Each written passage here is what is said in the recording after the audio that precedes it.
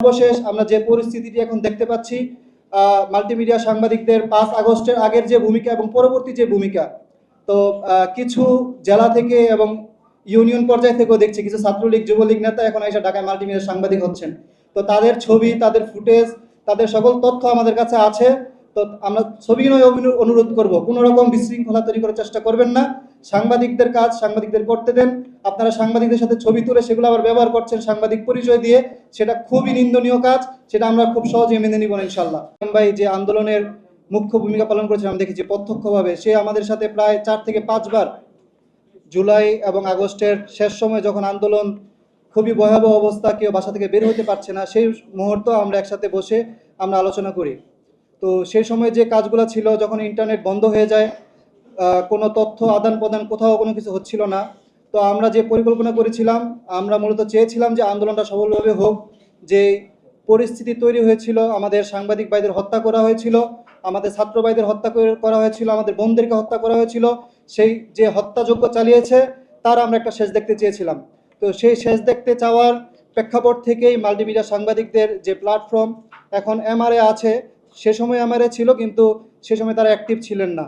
তো এখন তাদেরকে অ্যাক্টিভ না থাকার কারণে যেটা হয়েছিল, আমরা কোনো প্ল্যাটফর্ম পাচ্ছিলাম না। তখন আমরা সবাইকে ডাকি যেন হচ্ছে কারা আমাদেরকে সহযোগিতা করতে পারবে। আর যেহেতু আমরা সবাই সাংবাদিক ছিলাম, আমাদের অ্যাক্সেস ছিল, আমাদের যাতায়াত এবং সব কিছু আমাদের জন্য সহজ ছিল।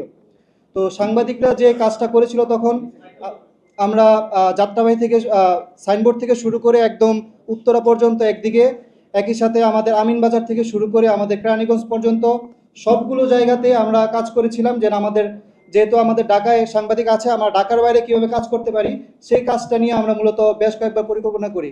তো তাদের যে ভূমিকা ছিল আমরা দেখেছি, প্রত্যেকটা স্পটে আমরা 2 জন 3 জন করে সাংবাদিক মাল্টিমিডিয়া সাংবাদিক তারা ছিল, এবং অফিসের অ্যাসাইনমেন্ট বন্ধ করে দিয়েছিল সম্পূর্ণ, যেন হচ্ছে কি আমাদের কোনো লাইভ দরকার নেই, কাভারেজ দরকার নেই।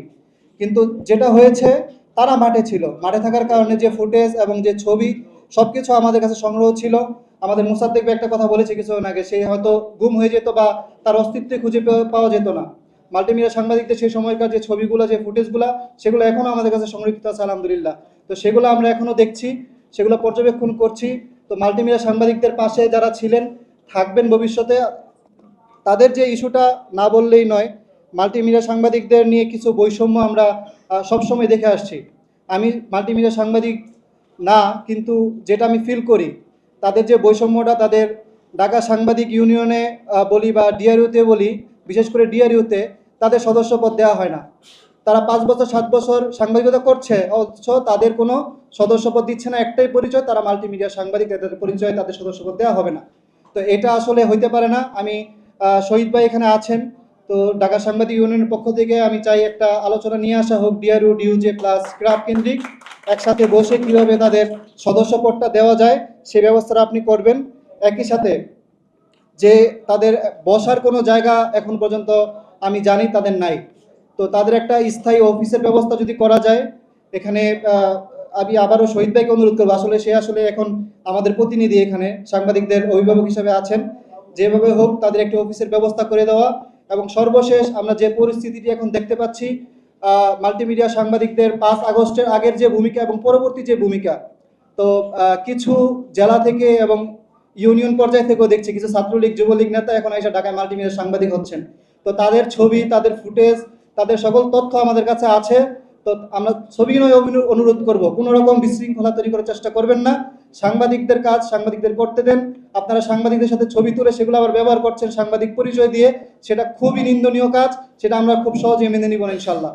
তো আরেকটি যে বিষয় হচ্ছে, 5 তারিখের পরে যে পরিবর্তনটা দেখতে পাচ্ছি, আমরা কিছু মাল্টিমিডিয়া অফিস থেকে সাংবাদিকদের যে জিনিসগুলো হচ্ছে আমরা দেখতে পাচ্ছি। গতকাল শাহবাগে লাকি আসার পরে যে অবস্থাটা তৈরি হয়েছে, এখানে সব মিডিয়া ছিল না। আমরা দেখতে পেরেছি অধিকাংশ এখানকার সাংবাদিক ভাইরা ছিলেন না, কিছু হাতে গোনা কয়েকজন সাংবাদিক সেখানে ছিলেন।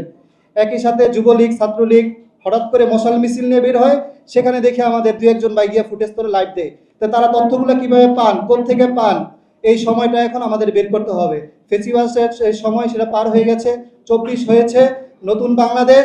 এই বাংলাদেশ বিনির্মাণে সকলে একসাথে কাঁধে কাঁধ রেখে চলতে হবে। এখানে ফেসিবাদের কোনো স্থান নেই। ইনশাল্লাহ আমরা সেটা সেভাবেই চেষ্টা করব ঠিক রাখার জন্য। ধন্যবাদ সবাইকে। আসসালামু আলাইকুম।